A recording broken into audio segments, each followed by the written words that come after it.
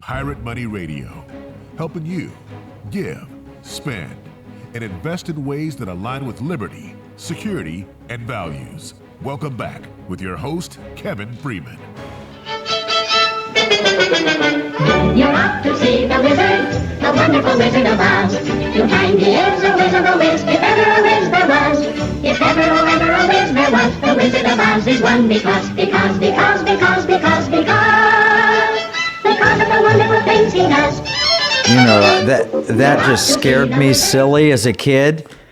I was a little kid and it played every year on TV, and it scared me awful because what we were looking at when we watched that was the aftermath of a tornado. And tornado, I grew up in Oklahoma, and tornadoes scared me. I didn't understand the theme of the movie until Pirate Money book, but that and seeing the little guys running around and all that stuff. I didn't understand the flying monkeys. I was like, what is this thing about? But now that I see it, and after hearing Gerald Bernstein speak, maybe we just need to send him the movie. Yeah, with an explanation. Yeah. And the movie gets one thing wrong. What did you notice the one thing wrong in the clip we watched? Those slippers? Yeah, the slippers were ruby red slippers, right? The Wizard of Oz, just in case you haven't read the book Pirate Money, The Wizard of Oz is an economic allegory. It is an explanation of how our monetary system works, because they thought that we had lost our way with the greenbacks. And the greenbacks were unbacked paper money that was issued during the Civil War that was taking us down that rabbit hole. I guess I'm mixing my kids' movies here. The rabbit hole would be the Alice in Wonderland, but they'd taken us down the rabbit hole of unbacked paper money, just like the Continentals. We were off course, and L. Frank Baum wrote a book around the turn of the century, like 1899, 1900, about the wonderful Wizard of Oz. See, Dorothy had gotten in this economic turmoil called a tornado. She was whisked away from Kansas into this strange world of monetary policy and phenomena. And the house fell on the witch, and I have all this stuff, but she put on eventually some slippers and walked on the yellow brick road. And the slippers were silver, the yellow brick road was gold represented, and they were to find their way back to real America, Kansas. The Wizard of Oz, even OZ is the abbreviation for ounce. Whenever you write 12 ounces, you write OZ. It's about gold and silver, and it is about how that's the solution. And who's challenging it? The Wicked Witch of the East would be the bankers of the Northeast. The Munchkins were the citizens. By the way, the Flying Monkeys, lawyers. You knew that, didn't you? That makes sense. Yeah. And they were off to see the wizard. Scares me more. Yeah, the monkeys, they're a little scary. You're off to see the wizard, and what was he going to? The Emerald City, which was representing, emerald is green, representing the greenbacks, but what they discovered is there's no power, no authority behind the curtain, nothing behind to back the money up, but if she would click her silver heels together on the yellow brick road, she could go back to Kansas. It was an argument for a bimetal standard in America.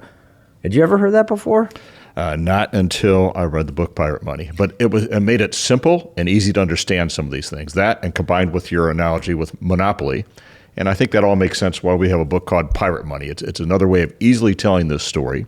And we've been in Texas here. The champion behind legislation here in Texas has been Mark DeRazio, and he's used that Wizard of Oz and Monopoly games to help everybody understand what this is about. It's not a difficult subject. And we're seeing bipartisan support, Republicans and Democrats that say, I get this. Money isn't what I thought it is. It was different from our founding days. And there is an easy constitutional answer that allows states to move forward with this.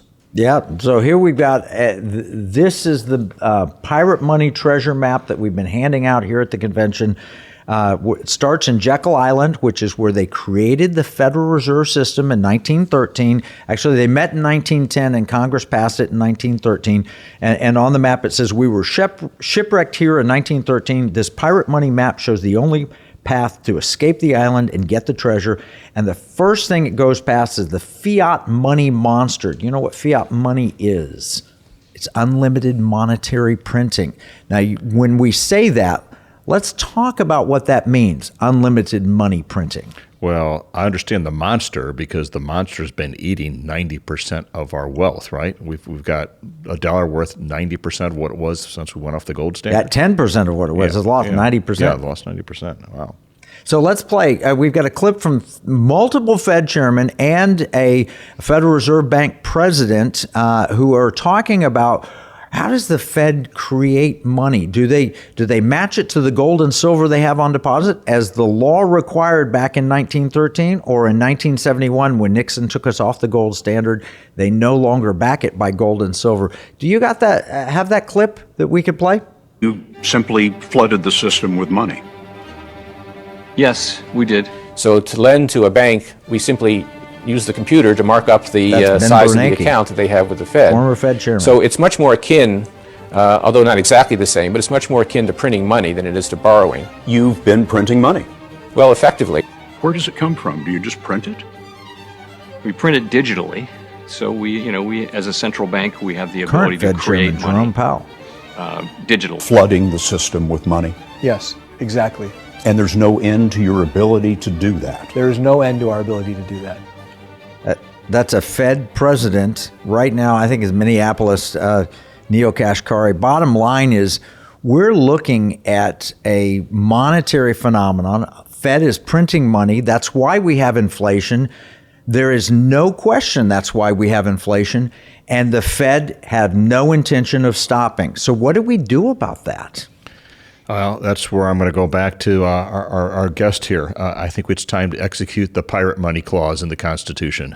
Well, can we go back to gold and silver? The problem I have with that is, of course, if I carry a gold doubloon and a piece of 8, like the Hardy Boys were trying to find the treasure from Applegate, if I carry that in and I go in and walk into a coffee shop and hand them one of those, will I be able to buy a cup of coffee? I've tried that, by the way. I've actually gone to a coffee shop in Dallas, and they wouldn't take it. Yeah, well, at the prices things are going to now, it was probably just a little bit of dust, which makes it even more difficult. A little gold dust you blew their way? Or Yeah, no, I took a coin in. And the funny thing is, the young man who was there at the coffee shop, it was at one of the hotels, and I said, I'd like to buy a cup of coffee, and I'd like to pay for it with this. I don't know why he didn't grab that.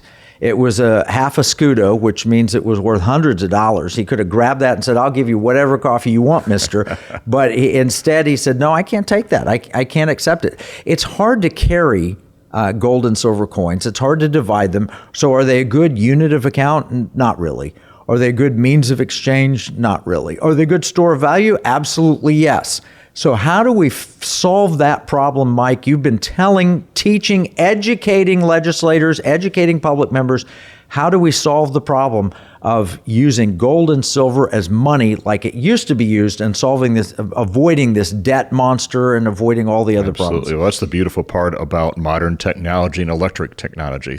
And we're going back to that Briscoe versus Kentucky piece there.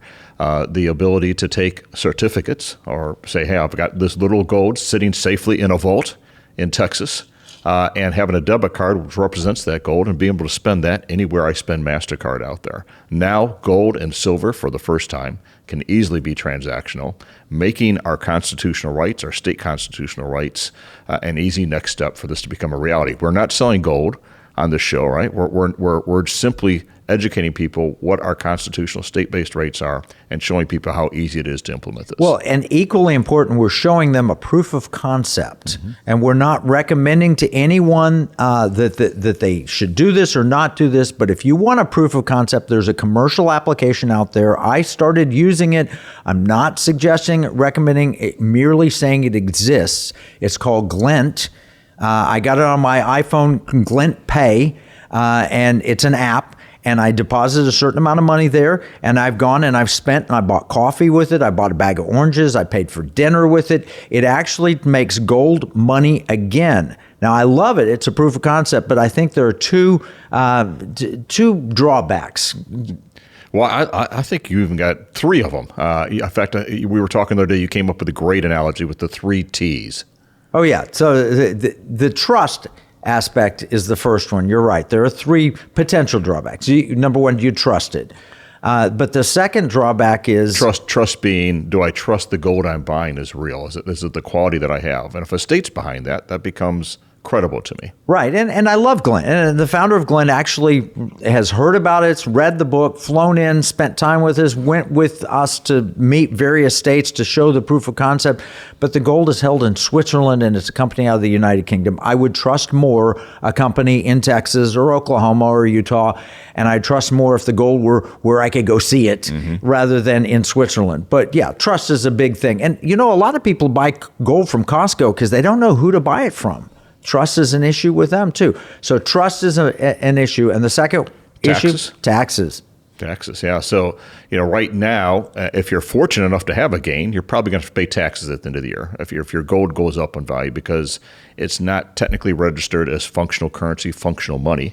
But as we get this legislation passed in the states out there, we believe, according to the IRS code, and we're not financial advisors, we're not tax advisors or experts, but reading the letter of the law on that, it appears that this makes it functional currency, which will give a way to avoid those capital gains taxes. Could you imagine that, the ability to buy gold, like in 1924, if you bought a $20 gold piece and you held that, it's worth $2,400 today, but a third of that or close to it would go away when you spent it, that $2,400. Say, I've got a big gain, and you'd spend it.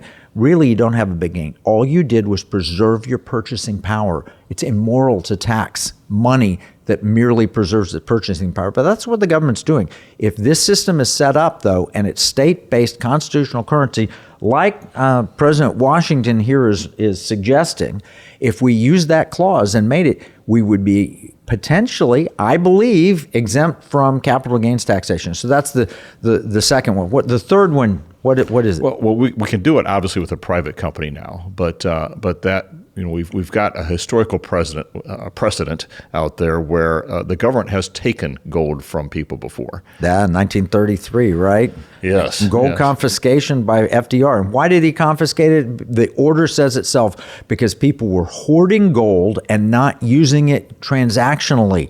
So this clause in the Constitution and at state level, that would be almost impossible for the government to confiscate your gold. They could not just take it from you. It'd be held at the state, number one. And number two, we're making it transactional, not hoarding it. It's the exact opposite of what the order was based on. So I think we've got a good protection. I think this bill, this pirate money idea that we've covered in the book Pirate Money, that we've talked about in the States, we talk about in this radio program all the time, I think it's a creative way to protect yourself and hedge yourself against the risks of inflation, the risks of national debt, all of the problems that we've got coming. But there's another problem after the break that we're going to talk about, and that's the role of central bank digital currency. If we don't enact pirate money, what is our government going to cram down on us, and how will it affect you? We'll cover this right after this next break.